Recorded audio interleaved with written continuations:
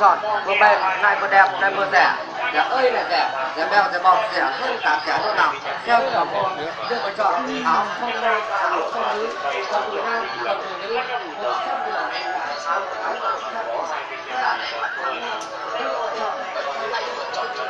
cho cả đại đại gia đình thì nào bác ơi 25.000 là 3 thứ mà 3 thứ chỉ còn 25 thôi, nhanh tay thì còn mà chậm tay còn đâu là sẵn cá nò cho cá là có ai nhìn nhá ai chặt xa các bạn và nhanh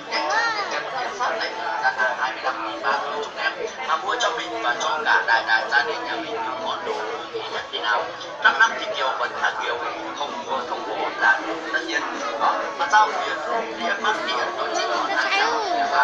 và chỉ còn 25 thôi và nhanh tay đi mà nhanh tay đi mà anh hỗ trợ lâu lâu cũng có một cái lắp thì mới có thì chứ không những bệnh thì mình vào chương trình VTV3 mà ngày nào cũng có đó chỉ có 25.000 bạc mà bạc chỉ còn có 25.000 thôi nhanh tay mình lựa chọn và chọn cho cả đại đại gia đình nhà mình thì nào cô gì chú bác ơi đó là hàng 25.000 bạc chúng em đại hân hoan may và con chào các bạn như trong một ca từ sáng đến tới đây lại gian hàng 25.000 bạc chúng em mà lựa lại cho như nào chỉ có 25.000 bạc mà bạc chỉ còn có 25.000 thôi nhanh tay lựa nhanh tay chọn cho như nào và chỉ còn 25.000 bạc mà bạc chỉ còn 25.000 thôi đó vừa đẹp vừa sang vừa đảm bảo đã đấy bắt đầu tay lựa chọn cho mình và cho cả đại đại gia đình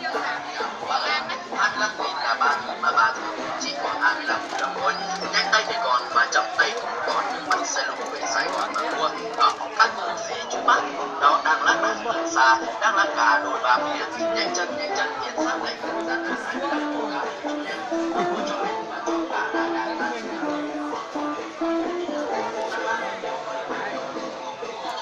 qua bên qua đến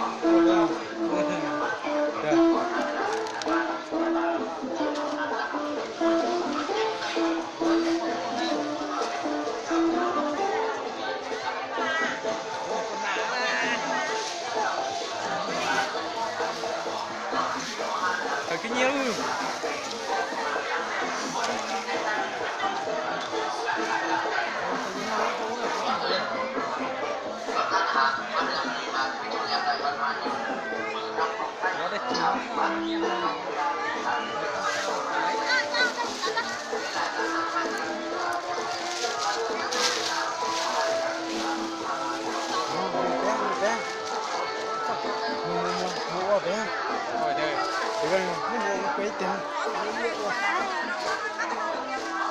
ít bật xanh luôn nào chị này qua đây là chị quá